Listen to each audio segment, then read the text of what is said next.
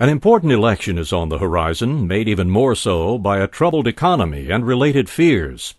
How does Florida's economy and economic future compare to the national economic landscape? Political and economic experts gathered in Jacksonville for a Florida TaxWatch forum called Weathering Florida's Fiscal Storm.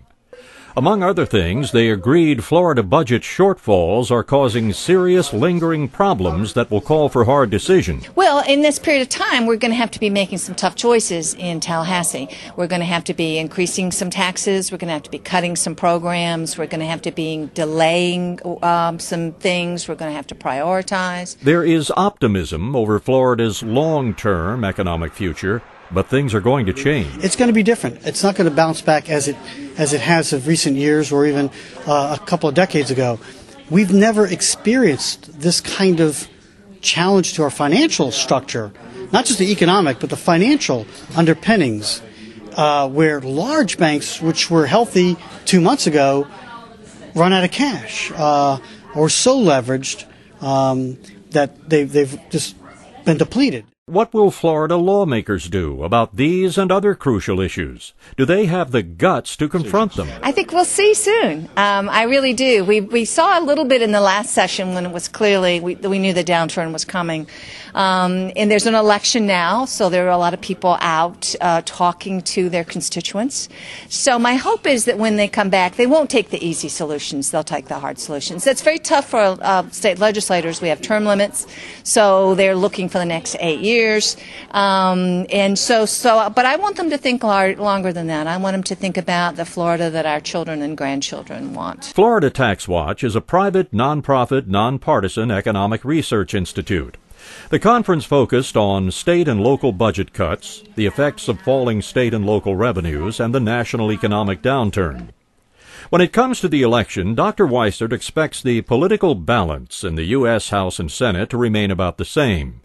She says the speed of economic recovery may depend on who's elected president. Barack Obama wins, you'd have a Democratic president and a Democratic Congress. That might be a situation where you might have things happen quicker than if you had what we call divided government.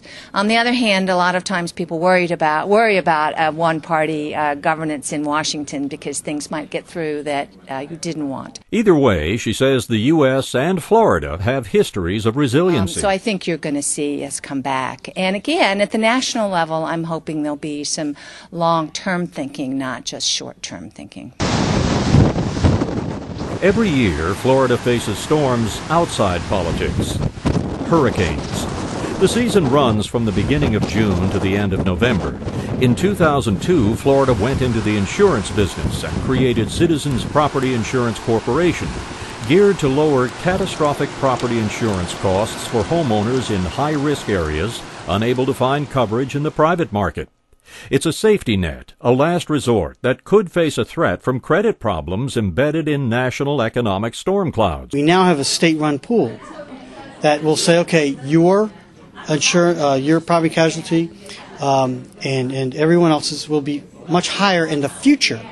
But to pay for some of the massive rebuilding and repairs, unless we get the good fortune and good graces of the federal government to step in, will cost tens of billions of dollars that we would have a very difficult time right now to bond because of the serious disruption and cratering of the credit market, at least in the short term. Now, hopefully, this will level out and it will become less of a concern. Credit problems are just part of the overall fiscal storms we're all weathering right now. But storms end. Things may be different afterward, but the storms do end.